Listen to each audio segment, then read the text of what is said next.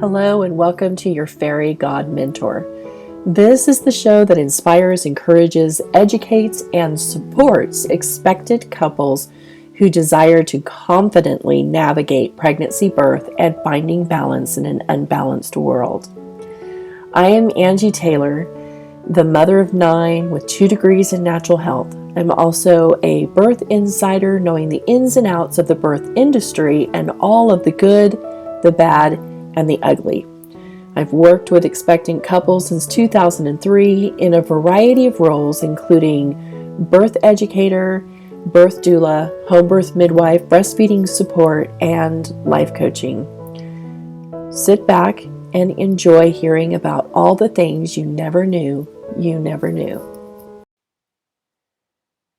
Today I interview Amanda Gwin, who is a registered nurse, board certified physician's assistant, personal development coach, and soul alchemist. She helps empower women to lead from their desires and not their wounds. She is well versed in burnout and the toll it takes on our soul. Through helping women in all career fields, especially medicine, she believes we can heal our inner wounds and cultivate greater joy. Amanda believes we can bring soul back into medicine and create positive ripple effects in the healthcare system for both the current and future generations. An 18-year veteran of the healthcare field with a bachelor's from University of Central Arkansas, master's from Harding University, and additional qualifications through NCCPA in internal medicine. Amanda's passion is helping women step into their power. She spends her free time cooking and gardening in Little Rock, Arkansas, where she lives with her husband, rescue dog, and 4 children. Amanda, I am so glad to have you on this episode with me. We have so many things to talk about, and we may end up having to do more than one episode together so that we can get this conversation that we as women need to hear, that we need to be having with each other out there.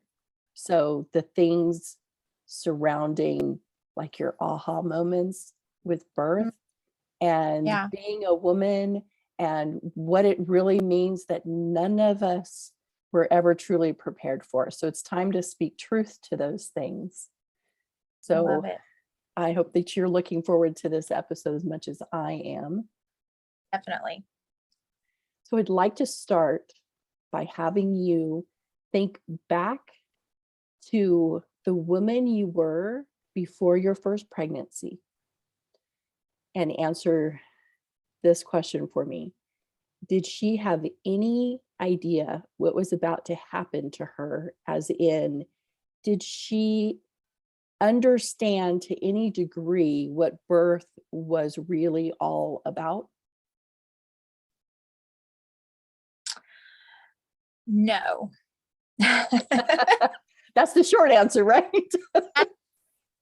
So I remember I got a lot of, I wouldn't say flack, a lot of just like raised eyebrows when I told people that I didn't know what to expect, but I wanted to experience all of it. And when I said I wanted to experience all of it, I wanted to feel all of it. And that meant having a natural childbirth. And a lot of people said, well, why would you do that if you don't have to, you know? And I still, I know so much more about myself now, but back then I'm so proud that I trusted that in me, because we did end up having this beautiful, beautiful experience together, my daughter and I. But I just remember thinking, oh God, this is so amazing. I want to feel all of it, the good, the bad, the in between. And I'm so glad I did. But yeah, I had no idea what to expect. No idea. Right, because I think that what surprises women is how much we're broken down, how much we come out of birth as a completely different person. Mhm. I've talked with women who own their own businesses, and they want to know, all the women want to know, what's the most important thing for me to know about giving birth. And when it's a woman who owns her own business and she's used to being 100% in control, explaining Mhm. to her that with the birthing process, you're not in control. You don't Yeah. get to have control. Yeah. Part of the process is letting go and relinquishing that control to the human being that is working its way out of your body. Oh yeah. Oh yeah. And I'm a recovering control freak. And I joke because I was in labor 24 hours before I even let my body tell me I was in labor. And I essentially was like, oh, I was in full labor by the time, things were getting heavy by the time I actually got to the hospital because I was refusing to let my body be in labor. Right, Yeah. right. And that figuring out how to let go of that control can be very frustrating for women. And I remember a mom, it was her first experience, her first birth experience. She had recovered from anorexia. And so she Mhm. wanted to take full control over everything and was choosing to birth unassisted, and had asked me to be there as her birth doula, the person to just bounce ideas off of, Mhm. and the person who could say, oh, I think maybe we need to go to the hospital. And at one point, she's like, I just don't know why it's taking so long. And I explained to her that every woman at some point has an emotional breakdown during the birthing process. It's part of the process. Of them, yes. And this sweet, sweet mom then tried to control her emotional breakdown, like create it so that it would produce a baby. And it was like, this isn't something that you can fake. you No. know, we just get to that point of, I can't do this anymore. And then Mhm. there's the emotional breakdown, which is where the release happens. And we're finally able to just surrender to all of it. So, Yeah. what are the things that you learned about yourself and how you live your life as you went through your pregnancies and birth experiences? Oh my gosh, that's a really big question. I my second birth was actually when I started really assessing. It was actually my second pregnancy when I really started assessing life, and it wasn't actually a choice. I was forced to assess life because I was placed on bed rest for preterm labor, and they told me, "This is nothing wrong with your baby or your body. This is you." So that was the first level of surrender that I had to accept. Was number one, life as we knew it was not going to go back to normal. I was not going back to work.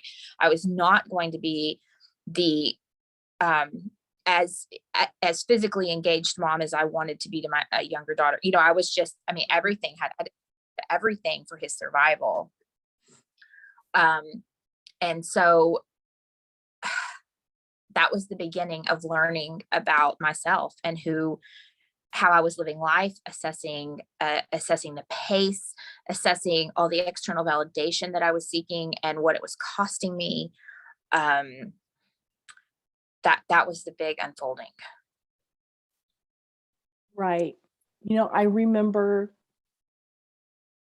when I was a teenager and living in the time in history where you had more and more women going into the work field.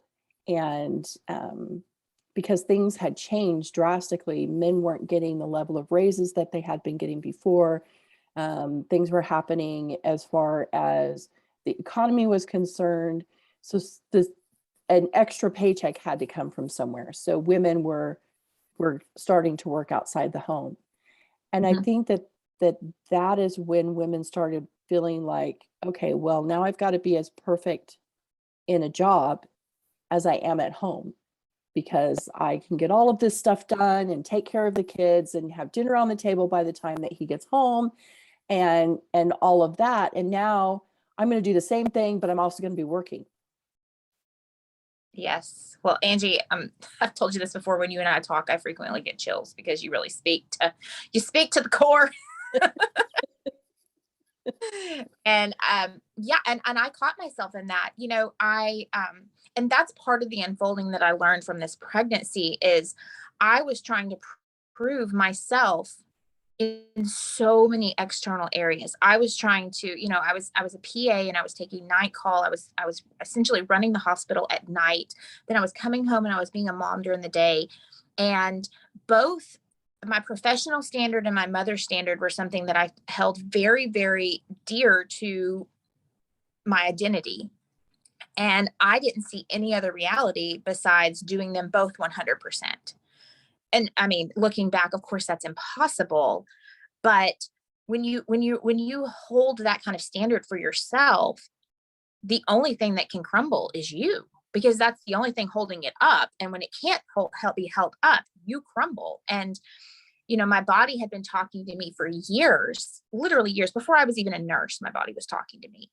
Before I was a PA, before I was a mom, my body was talking to me and I wasn't listening. And it says, okay, this one last time, I'm going to take you all the way down until you hear me. And it did, and I, society puts this on us, but we put a lot of this on ourselves too. A lot of this, in order for us to feel safe, happy, held, and worthy being big, we have to be this big performer. We have to be this show mom, that we show up at absolutely everything. We're present for absolutely everything for our kids. We're parenting by this unrealistic standard. And then if you had a career on top of that, and then these demands are put onto you, especially in my world, especially in medicine, which is really still a male driven world. I mean, I know um, the female participation is coming into about 50% now, but it's still very much a male driven world, and when you put that standard on yourself, it's just not attainable. I mean, it's just not, you can't survive like that. Right. Right. And it's not just the fact that you're trying to do all of this stuff in the workplace, is that you're also trying to maintain your role in your family.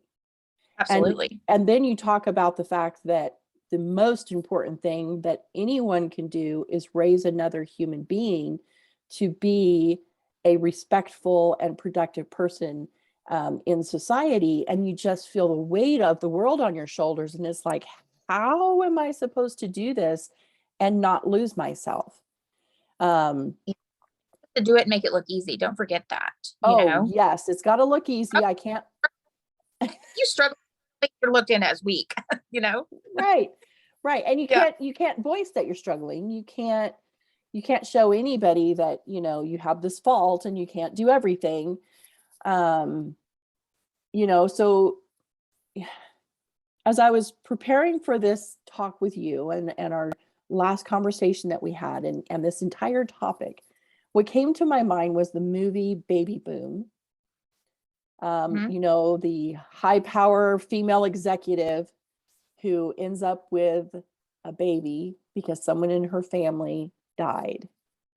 And she was the one that was chosen as the guardian for this child. And all of a sudden she's thrown into motherhood.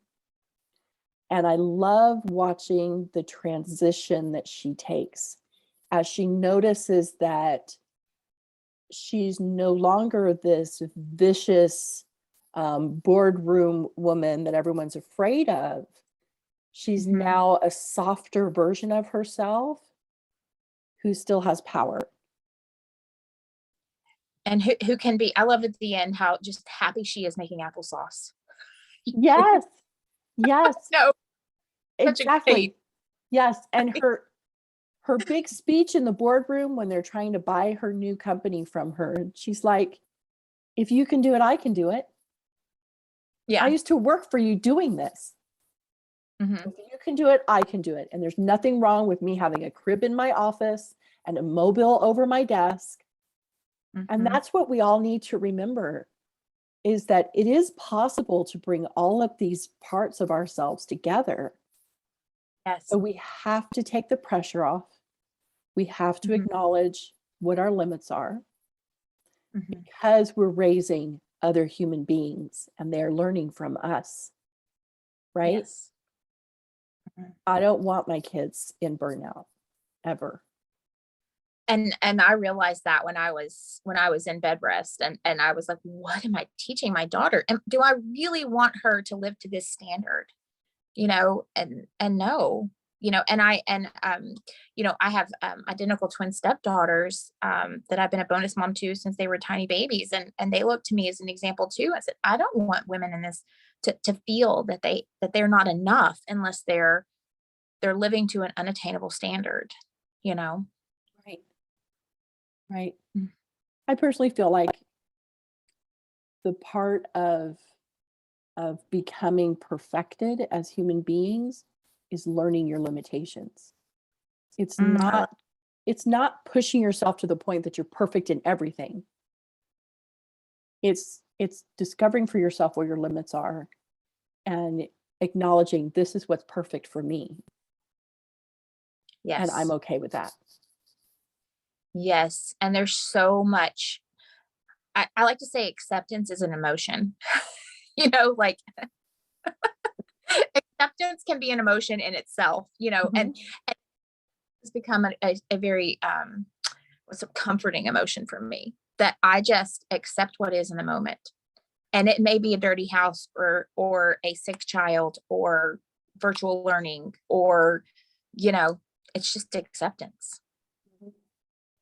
Right. Mhm. And that continual realization that we don't have control over everything.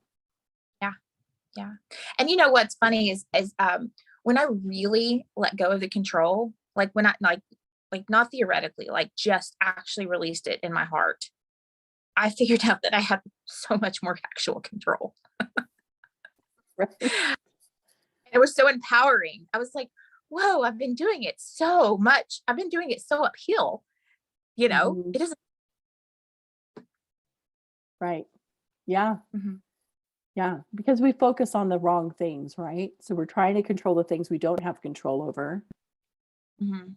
So because of that, we're not even seeing the things we do have control over. Exactly. Um, it's one of the questions I ask lots of moms when they're talking to me and they're sharing their frustrations. I'm like, but is it something you really have control over? Mhm. And in that Absolutely. moment is that light bulb. Oh, you're right. No, I really don't have control over that. And making that a very common conversation you have with yourself and your partner, and even your older kids, Mhm. like, you know, I mean, you have a big house, I have a big house, like I mean, big house of people, like having those like you're frustrated, but can we talk about what we really have control over? Right. Right. Well, and it's like we moved here to Oklahoma in 2018, and I decided to stop picking up after everybody because they're all Mhm. teenagers. You know, everybody knows what to do. I've taught them all. Nobody needs a maid except mom to help pick up after everybody, right? And there's no need to allocate funds to a budget when everybody knows what they're supposed to be doing and are just refusing to do it. So last week I was having a conversation with our youngest daughter. I said, "Why don't you ever invite your friends here?" I said, I would love to meet your friends. She said, "Mom, it's always dirty." It was like, okay, let's talk about that. It's always dirty. Yep, the kitchen is dirty. There's stuff on the floor. So do you bend over and pick up the stuff on the floor or do you step over it? What'd she say? She just kind of looked at me, rolled her eyes. Yeah, mom, I get the point. I'm just like, but nobody's getting the point. You guys really are Mhm. not getting the point. You think that if you complain to me enough about how embarrassed you are to invite your friends over because it's always a mess, that's not my issue. I'm Yeah. okay with your friends seeing that it's a mess. Yeah. you know, I'm okay with your friends thinking that I'm a lousy housekeeper because I know that I'm not. I know Mhm. that I don't move out with my kids and they need to learn how to bend over and pick the plastic bag up off the floor and throw it away rather than step over it. Absolutely. And can you imagine how how suffocated you would feel if you felt like you were holding yourself to a standard that you had to keep a clean house where 5 people living there and it was only your responsibility, you know?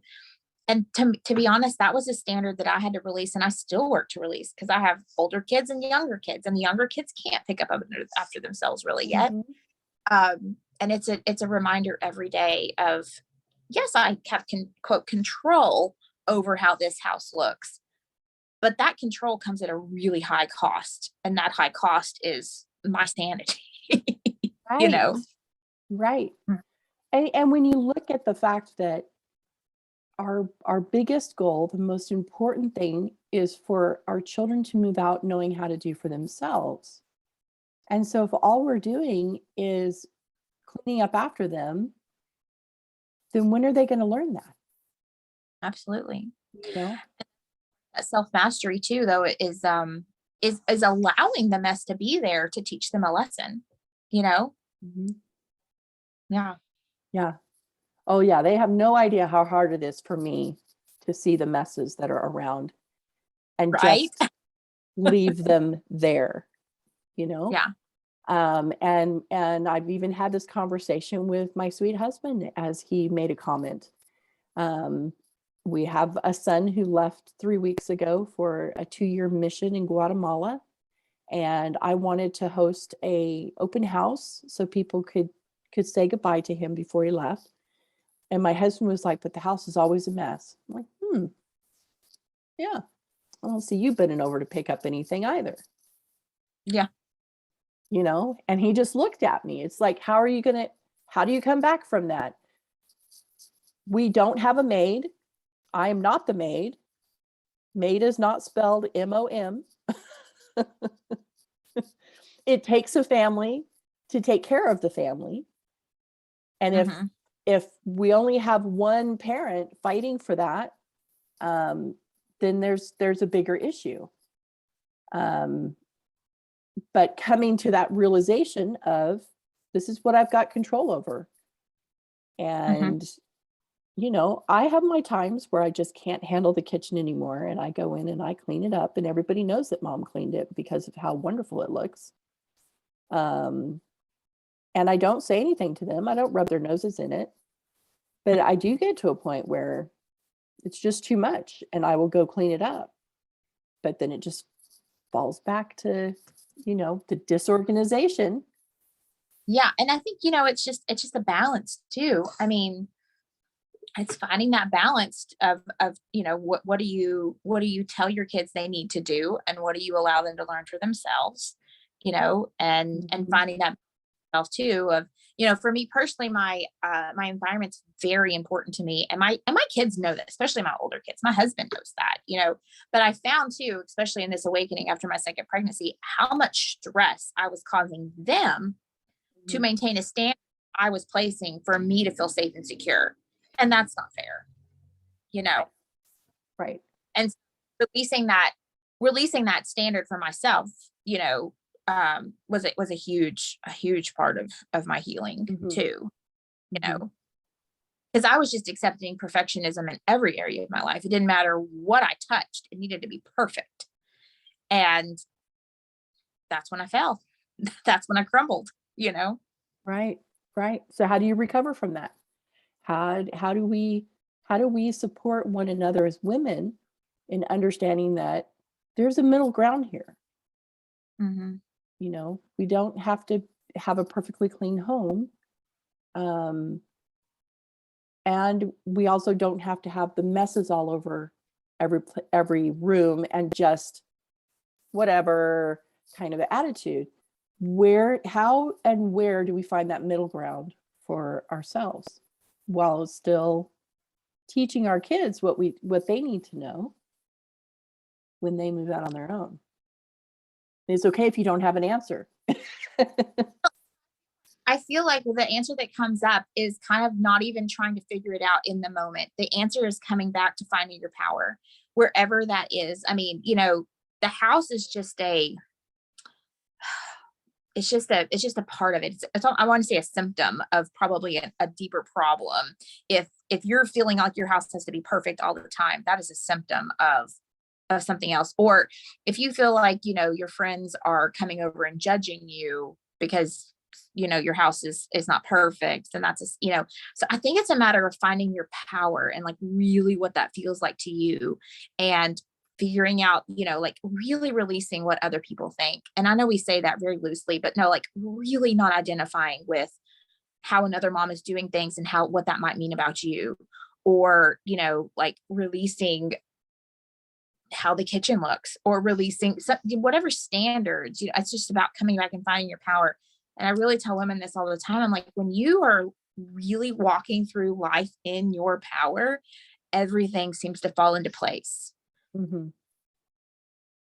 And that finding your power, that comes from that deep inner healing, that deep work, that finding those trauma wounds that have you creating these limiting beliefs, or these I call them chains that you put on yourself. Mm-hmm. Right. Well, and so many of us are afraid to do that deep inner work, or we feel like we don't have time, Uh, or we don't feel like we've got the emotional fortitude to go there. But it's so vitally important to do that work. it is, and it's vitally important for our kids to see us do that work. It's Mm-hmm. vitally important to see us vulnerable.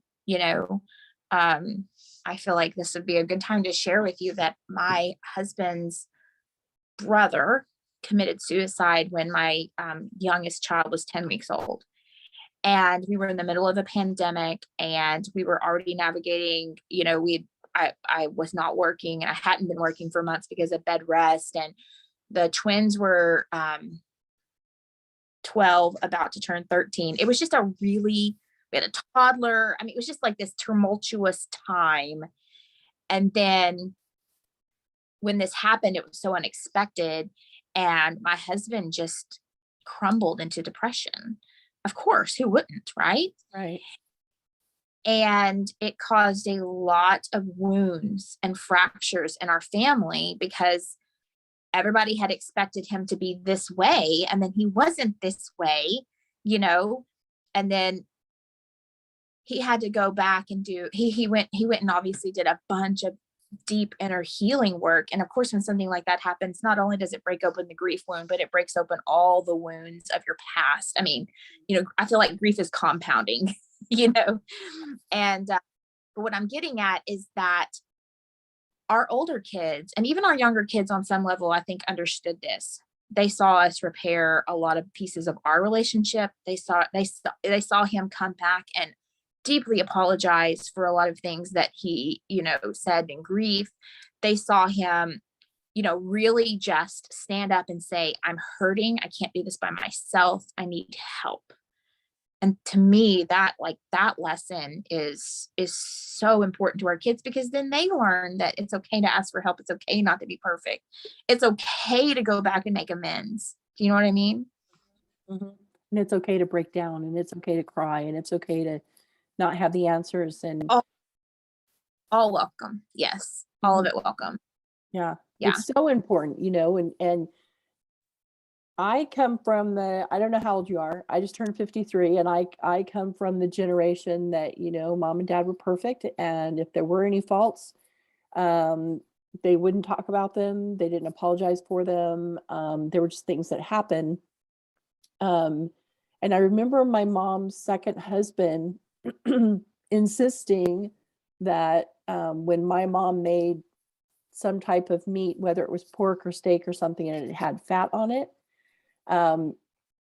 he insisted that we eat the fat, even though he would cut the fat off and not eat it. And I remember my mom very loudly expressing to him that no, we don't have double standards in this house. And this was at the dinner table. So we're all watching this unfold during a time in history where you didn't do that. And this was like the 70s, but still, Yeah. you didn't have that conversation in front of the kids. And just mom letting him know, no, if you're not going to eat the fat, they don't have to eat the fat if they don't want to eat the fat.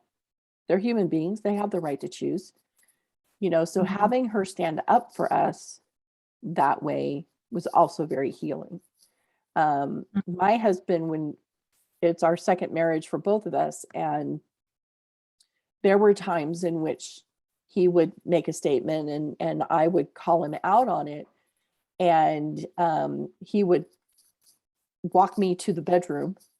We don't need to have conversations like that in front of the kids. You don't call me out in front of the kids. Just like, how are our children supposed to learn how to navigate a relationship if we do all of our relationship stuff behind closed doors? I agree. I agree. And it's a fine line between, making sure that your comment is respectful, but also standing up that for yourself and your children, or, Mhm. because we're all triggered. And especially, if you're responding to a person in a triggered place, how do you handle that?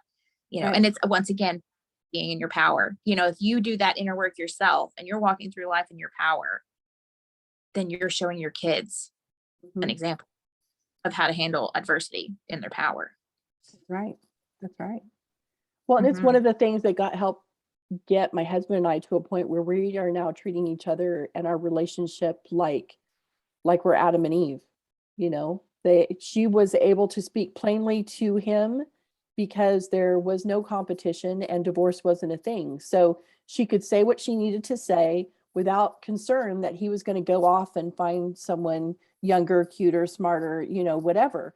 And so that's the place where we have gotten to in our relationship, is that we need to have those imperfect conversations regardless of how loud they are, the words that we use, until we understand each other and where we're coming from, so that we can heal. Um, but those are just part of the whole control thing. I mean, sometimes we feel like we can control another human being, but I only have control over myself. I can only control my thoughts and feelings and actions. I can't control what my husband is thinking, feeling, and how he's acting. Um, Hmm. I can have my voice. I have the right to my voice.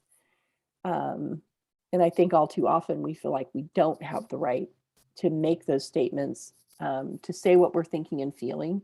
And I think especially during a time when a woman is at her most vulnerable, which is during pregnancy and birth, we feel like we have to stuff it down. We have to keep it quiet. We have to toe the line. We have to keep everything balanced because we want everything to be nice and pretty and all of that. But that is precisely the time when we as women need to be finding our voice and standing in our power and saying no, or yeah, I'm down for that, or how about if we do this? Let's find this middle ground where we can negotiate.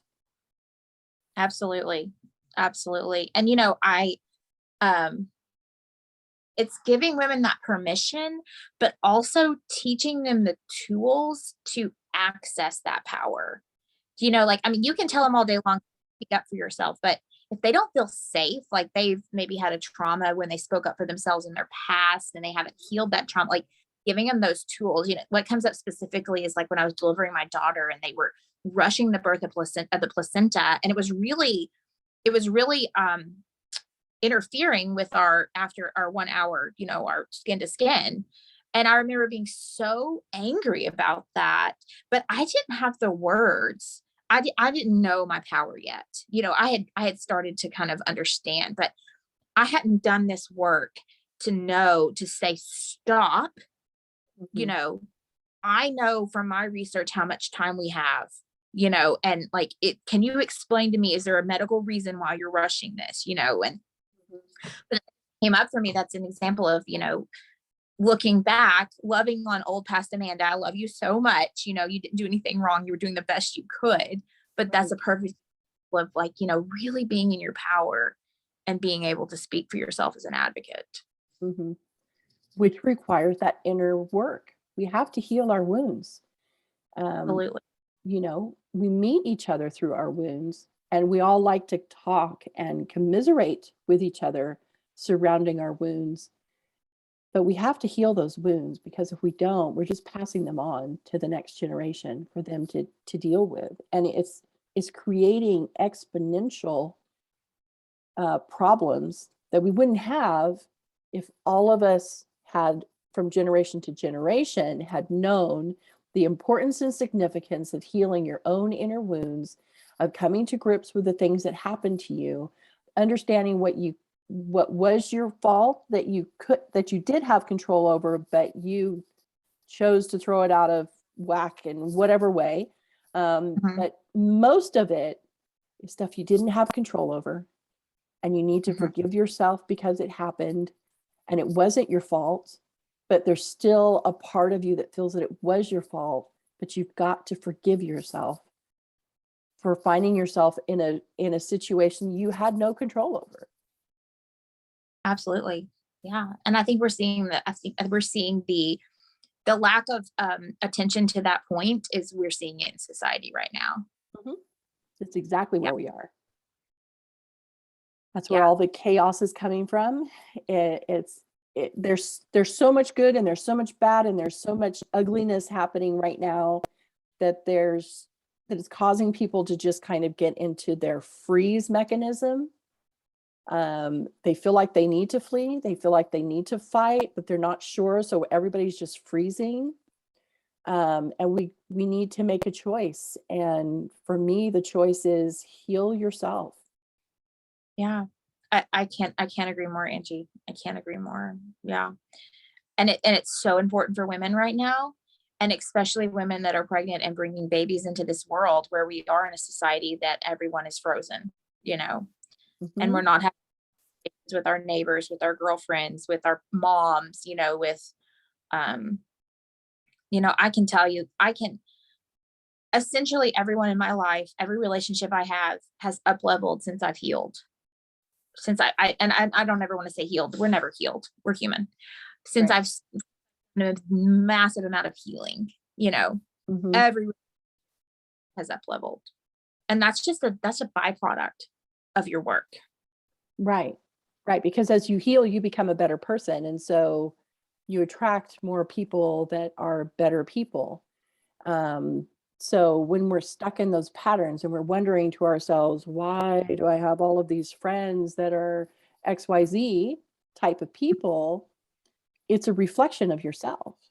And until we acknowledge that and say, there's something going on here that is creating this, I want to heal this and see what happens out here, out Yeah. in, right, out in my world.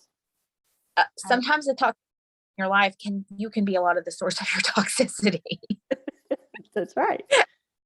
For love of myself, when I realized that I was the toxicity. I was accepting things into my life and expectations that people were putting on me and saying yes, and accepting less than proper treatment in the workplace. And I was just going with it because I didn't know my worth, because I hadn't done the healing around my worth and what I deserved, and my desires, what I actually wanted out of life. I had never really looked at that, you know? Mhm. When I'm doing emotional healing with people and they don't know at first what they want to work on, that's the first thing that I help them work on is feeling worthy. Yes, it's my favorite thing to teach. Yeah. Yeah. They usually get like this deer in the headlights look and they start to tear up. And I'm just like, yeah, that's why. That's why we need to work on this worthiness, because we are worthy of everything that we dream of and everything that we desire. And we're even worthy of everything we currently have. Exactly. Ugh, I love it. Yeah.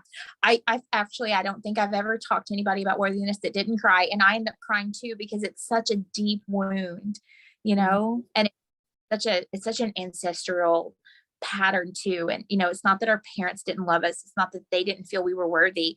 They just loved us at the level they were, which was exactly all they could give us, you Right. know? Right. And I always tell my clients, I'm like, I do not feel like we live in a universe or serve a God, however you want to look at it, in which a desire is put in your heart that you cannot achieve. You are worthy of absolutely every desire in your heart. End of story. Mhm. You know, but a lot of times Yes. the disc is, here's your desire, but here's your worthiness. And they have to be neck and neck. You have to feel worthy of what you desire for it to Right. be reality. That's right. That's right. Yeah. Yeah. Wow. So as we're talking about all of this and this, especially in the area of worthiness, Mhm. okay? Um, I want to bring this to the is there a one thing that we as women can do for ourselves and our families when it comes to feeling a ton of doubt, especially in the area of that feeling of worthiness? So, and this sounds cliche on the surface when I make this statement, but I'm going to go deeper. It's taking time for yourself. And when I teach self-care, I'm like, what the heck does that actually mean? Like we really go into that, but no, like really taking time for yourself, like actually taking a bath where you wash the soap off when you have toddlers. And, like, but, and deeper than that is doing the work to better yourself. Like, and that can just look like, you got triggered that day, and taking that trigger, journaling on it, trying to find the core of where it came from, learning from that trigger. And then the next time the trigger comes up, being an observer of it. I mean, that's just a small example, but that's what I talk about. Like when you take time for yourself, it means you're working to heal yourself. And when you work to heal yourself, you're a better person for yourself. You're a better partner to your husband. You're a better mother to your children. You're a better member of society. You know, when you heal yourself and you work on yourself and you shed those layers of shame and blame and unworthiness and everything, I like to think of it as like, it's like an uncovering of your light. And when you take those layers of shame and blame and unworthiness off, you can access that light. And when you walk around with that light lit where people can see it, then everybody benefits, especially your kids. Because, I think, is it C.S. Lewis that said their children are not a distraction from our work, they are our work. And I like to tell moms, if you're not going to do it for yourself yet, if we're not there yet, do it for your kids. Start with the intention that you're going to do it for them. Or Absolutely. you're pregnant, you're going to do it for your baby that's on its way. Mhm. Yeah. Yeah. And I had a few years ago, and I was thinking on this whole topic of self-care. What does it mean? And is it selfish or is it selfless? And all of that. And I had a whisper come to my ear, and it said, love thy neighbor as thyself. And what came after it was, can you really love your neighbor when you don't love yourself? Yeah. And I just was like, okay, I get it. Mhm. So self-care is about loving yourself. It's about taking that time out to do the stuff for yourself, healing the Yeah. wounds. Mhm. Um, I have friends that take themselves on a 10-day vacation every year, just themselves, just Wonderful. for, yeah, just for themselves, just a time for them to reflect on the previous year, to plan for the upcoming year, to heal any wounds that they know they need to heal, um, to just be on a self-discovery trip just for themselves, not having to worry about anybody else, sleeping as long as they want to, going to bed as late as they want to, doing all of those quote unquote rebellious things that we as moms don't get to do. Um, because we get into our whole, oh, you can't do that because you're a mom and you've got to be up by this time, and all of that. But to give themselves a no rules 10-day trip where it's just Yeah. them. Mhm. And then bringing that home and taking that little piece into every day, something I've struggled with, and I still work on struggling with, because my kids are at an age where you really have to watch them, so asking somebody to watch them is like, no, I'm asking you to watch them. You know what I mean? Um, but taking that time to carry that through and do a little snippet, even if you just go to the bathroom by yourself for 10 minutes and you meditate or you take deep breaths. And we live in this maybe it's marketing, but like to think that to be a meditator, you have to have this hour set aside and be on this cushion with this perfect incense and this like, humming music and nobody's interrupting you and everything. And nope, that is not reality. Going to the bathroom and taking 10 deep breaths, like that might be a meditation for a minute, or 15 minutes, something, but making that a priority for yourself. Right. Right. Yeah. Or even that moment when you're nursing your child and everything's quiet in the house and the child is just kind of dozing in and out, and you just have that zen time for yourself where you can just clear everything around you out and just Yes. be. I find that for a lot of women, we just need to take the time to just sit and just be present in that moment, because we're so fixated on what didn't get done yesterday, what hasn't gotten done yet this morning, the dinner that still needs to be made, the trip that has to happen next week or next month. And we don't take that time to just sit and be present with ourselves, with who we are in this moment, because we're going to be a completely different person in 10 minutes. Yeah. Yeah. Say on the doing that, we miss the being, and then I'm speaking from my own experience here. I'm not pointing any fingers unless I point it back at myself, point one finger, point three back at yourself.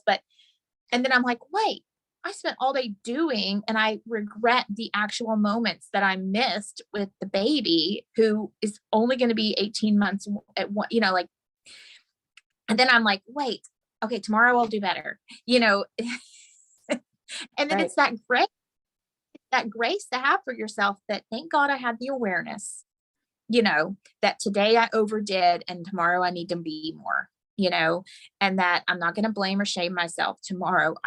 When he wakes up, we are going to be so much more than we're going to do. I have a final question for you that just came to my mind. I'm really big on bringing dads back into the process, not just the birthing process, but also the parenting process. There's the dads, and I'm not talking about that all men are this way, but there's the dads that believe that, well, I've gone to work and now I'm home and I'm done with my job.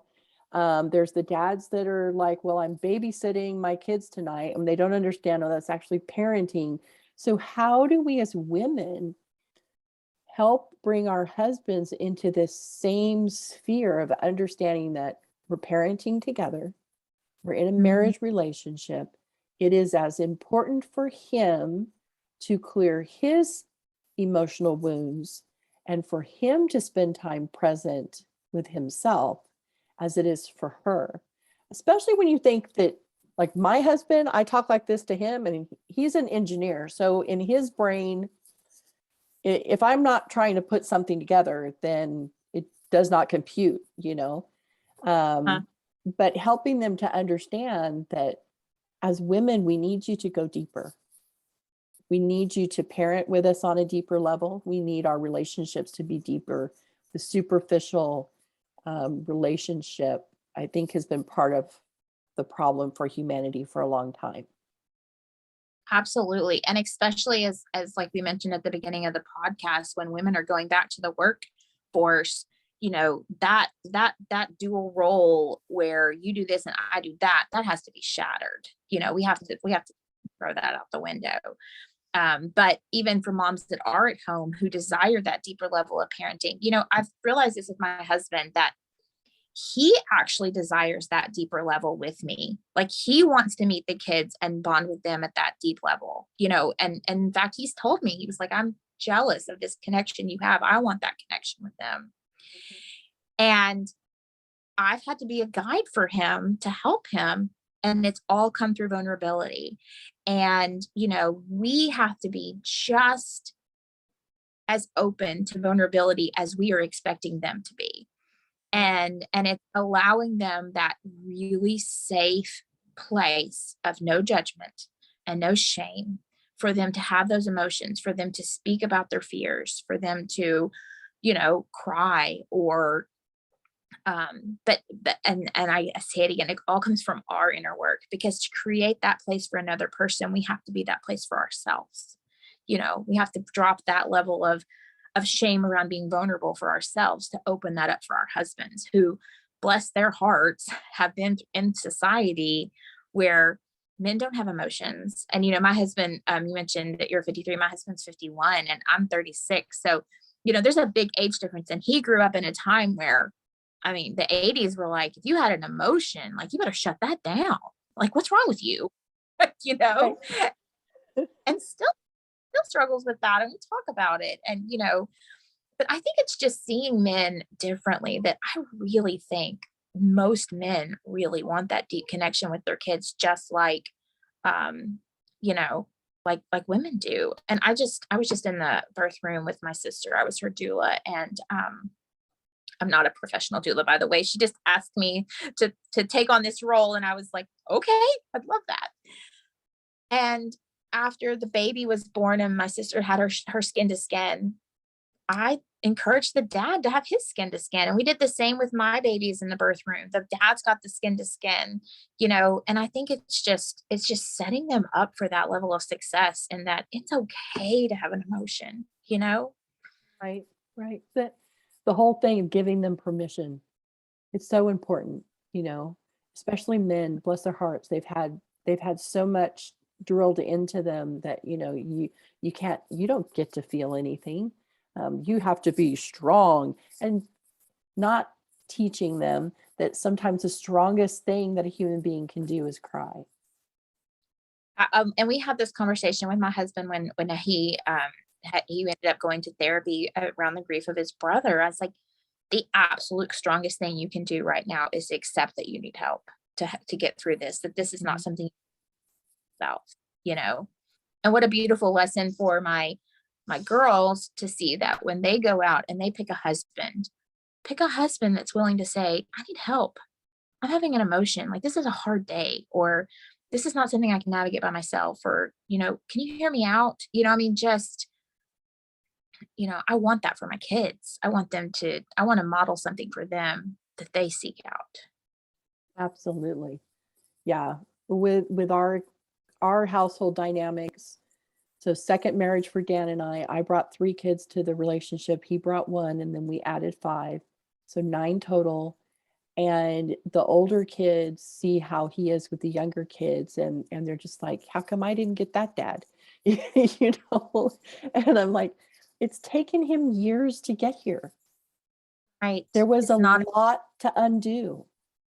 Um, you know, and he process. Yeah. Yeah, it's Yeah. an evolutionary process that, when people ask me, well, do you believe in creationism or evolution? And I'm like, can I believe in both? Because as human beings, we have evolved. Um, you know, I don't think that it's strictly one or the other. Um, I do believe in creationism, but I do know that as human beings, we have evolved, and we continue to evolve every day. We are evolving, Mhm. and we have the opportunity to become better today than we were yesterday. That's what every morning is about, is starting your opportunity to be better today than you were yesterday. And what an incredible blessing it is, to have that. So, Absolutely. you Black know, and white. Go yeah. ahead. Sorry. Well, I think it's important for men to know it's okay to evolve. It's okay, even though society may feel like you're devolving, because you're becoming more in touch with your feelings. But your sweetheart desperately needs that. Your children need that. They need to know they can not only laugh and giggle with you, but they can also go through hard times and cry and struggle with you as well. And that you are willing to get help. You are willing to say, I can't do this on my own, because that teaches our kids that Mhm. sometimes you need help and it's okay. And I had two thoughts when you were talking. So when I used to try to live in that black and white, like, it has to be this or that. I have to be happy or sad. I have to be grateful or mad. There's so much, there's so much peace in the duality, the and, you know, my husband is struggling with something, and he deeply loves us, and this too shall pass. But if we get caught up in the struggle or the pain from the struggle, and we can't see the blessings that have happened or that will unfold, or the trust that we need to have, you know, that black and white thinking gets us into a lot of misery, you know. It absolutely And does. I think one thing too I wanted to share is, when things got really bad and my husband was in this deep grief, and I was having, it's hard for me to admit still, but I was having a real hard time being compassionate, because in my mind, he was taking all this time to heal. And I was over here doing, quote unquote, most of the work, you know. But once I up leveled my level of compassion for myself, my level of compassion for him became exponential. And then we broke down this power struggle, and we could both heal, if that makes sense. Absolutely.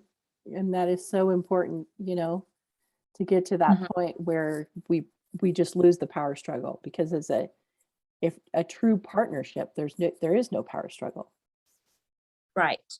because you've Right. become one, right? Mhm. Yeah. And I think that that being taken into the delivery room is so powerful too, you know. Mhm. Yeah, is that nobody's really in control. I mean, somebody can say, like, somebody obviously is designated to kind of be the decision maker, or to voice the mom's decision preferences, but nobody's really in control. there's no Right. there's no one powerful person here, except for the ultimate source of power. Right. Yes. Birth is not in a box. It is totally outside the box all the time, fluid and moving, and no one has control over it. Just when you think that you have control over it, it tells you that you're wrong. Um, but Gosh. it always ends with the mom that is perfect for her new family, and the dad that is perfect for his new family. Yeah, Two completely different people, who may at first struggle with falling back in love with each other, because you are completely different people, and so there's a great deal of healing that needs to happen in the postpartum period, that is just a whole nother podcast. oh, Yeah, because we don't talk about it, and we don't take enough time for it, in society, and it's a really important, part of the process, is the healing, the postpartum healing, the talking about what happened, how are you feeling, how did you feel about this, is there anything that happened that really set you off, that upset you, that whatever, um, because you seldom come out of it thinking, oh, that was amazing, and I want to do it exactly like that again. There's usually pieces that you're like, okay, well, if that happens next time, then I want this to happen, those types of things. But making sure that he's involved, um, that totally. he, that he knows what his role is, that he's more than a paycheck. Yes. Yes. I've told that my husband this, that, through both of our births, which were very, very, very different births, but I've told him afterwards, even years down the line, I'm like, I don't ever remember opening my eyes and not seeing you right there. And for that, I am so grateful. Like, there were so many times that you weren't technically part of the process or whatever, but I don't ever remember opening my eyes and you weren't right by my side, you know? And so I think sometimes we can get caught up in what didn't go right, but it's such a beautiful place for connection with our husbands is what did go right. Like, what did you appreciate? Mm, You know, yes, yes. I love that. I love this conversation. I'm so glad that we got together, and we are going to have to do this again. but Um, so healing. Oh, and I hope yes, it's so and that are struggling with this concept too. me too. Yes. Oh, we've got to move past all of our stuff, do the work that needs to be done, and go about supporting each other in our own wound healing journeys.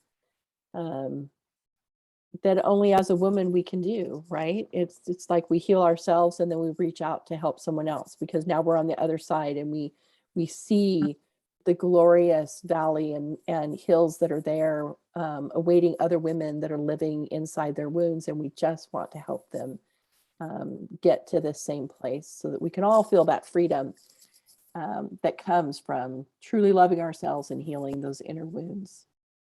Yes, palpable. So, Amanda, share with us what you've got going on that the listeners may be interested in taking a look at and participating in. I love what you just said about, the freedom, what that happens from when we don't live in our wounds anymore. And that's kind of what I tell women. The basis of what I do is I help you live from your desires, a place of your desires, and not a place from your wounds. And so a big process of that was essentially almost exiting medicine. I just realized that I was using medicine too much as a validation of my wounds and not of my desires.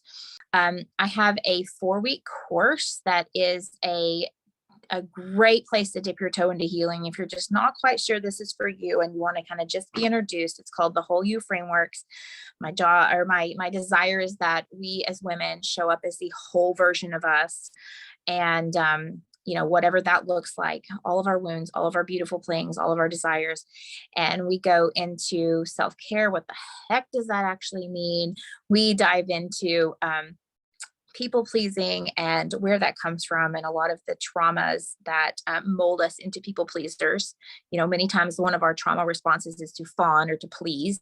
So that, and then we go into boundaries, and then we talk about worthiness. And then every time I run it, I do a new class kind of around what's coming up for everybody there. So it's really tailored. We do, so we have weekly lessons, and then full Facebook support in a private group. And then we do weekly calls, weekly Zoom group coaching calls to kind of build the community. And then you can have some hot seat coaching with me. And then I do one-to-one coaching, which I personally feel is where all the magic happens, because we can really dive deep into where your wounds are, where you want to go. We can start wherever you want. I mean, and, I tend to attract women in medicine, but that I have the ability to help anybody. If you're wanting to stay in medicine and you just feel like there's something off and you're not quite sure if this is your path, or if you know for a fact that you don't want to be in medicine anymore, you don't want to be in the career you're in, and you really want to follow a desire in your heart, but you need help knocking down those limiting beliefs that are keeping you from really stepping into your power and your full potential and your full happiness. Love it. Love it. That's all exciting. Thank you. So again, Amanda, thank you so much for coming and joining me for this episode of Your Fairy God Mentor. I appreciate it. Thank you. Thank you so much for listening to today's episode. To learn more about me, Your Fairy God Mentor, simply go to AngieTaylorFairyGodMentor.com.